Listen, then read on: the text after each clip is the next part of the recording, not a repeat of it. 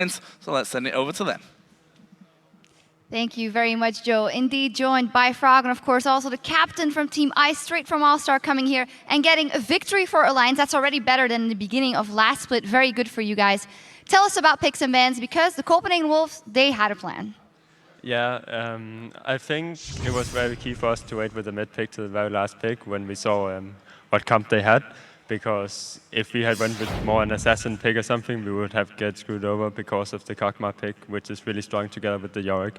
So we wanted something that could just blow them up in team fights and match them equally, because Yasuo is a really strong split pusher and stronger than Shyvana when she gets more items. So it's very key for us to actually be able to win the team fights and be able to siege, and that's why we last picked the 6. So it definitely worked out in the end, but it took an incredibly long time to get there. Talk me through the first 20 minutes of the game. It felt like the Wolves were just one step ahead of Alliance. They had a fairly sizable gold lead, and they seemed to push you around the map. What was going on? Yeah, I think our biggest mistake there was we let them push in order for us just to farm up, and then we want to dive the Lulu once he gets back. And that way we can deny a lot of experience compared to them just getting a lot of global gold, which we think is worth more, because 6 can just wave clear in the mid. You don't necessarily need to just push down the turrets and then group, because you can't wave clear alone, but 6 can do that.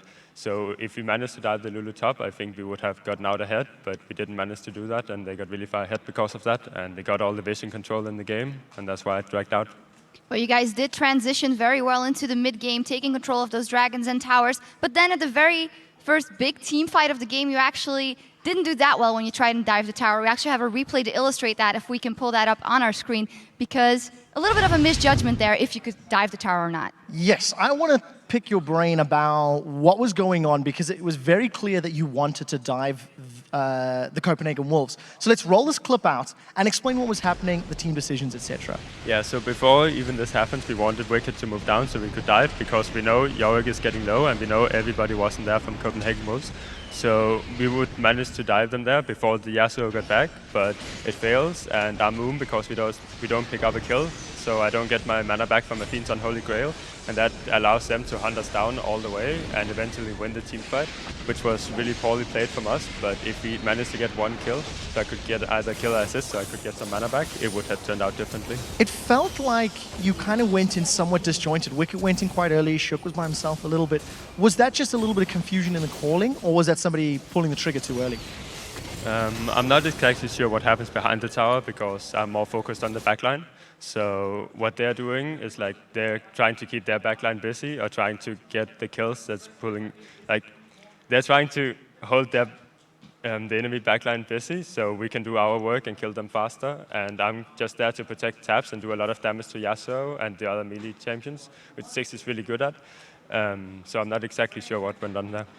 Can you maybe shine a light on the revamped Copenhagen Wolves? You, of course, played against them in their own lineup 4 times in the last split. And then here, with the new AD carry, Willett, and the new jungler, Airwax, did you feel a great difference in the way they played the map as to their I think they split? played the map the exact same way in the old Copenhagen Wolves. I don't think Amazing and Forgiven had that much map, like rotations and stuff. I don't think they were like the decisive ones there.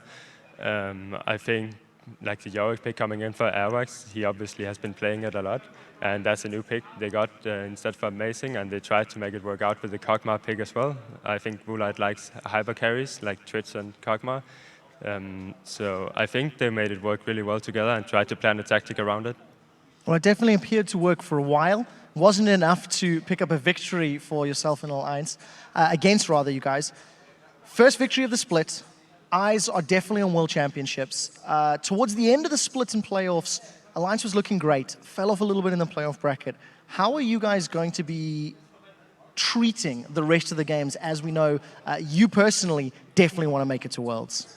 I think all of us really wants to make it to Worlds. It's a really huge deal for us, and we're all doing our best to actually get there. And obviously everybody practice more than in spring season, because it's closer to Worlds, so you don't get burned out from like practicing really hard now rather than practicing 4 months really hard.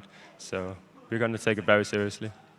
Can you shine a light on the competition here with the changes coming in? Is there one team that you are more afraid of? Afraid of, that was what I was looking for, than the other teams coming in. Last season, SK did surprisingly well, better than anyone else expected, just because of their rotations and the map decisions. They're really decisive and they play the map out well. They don't rely that much on individual skill, which is uncommon for an EU team. So I think they might actually be the hardest team to beat.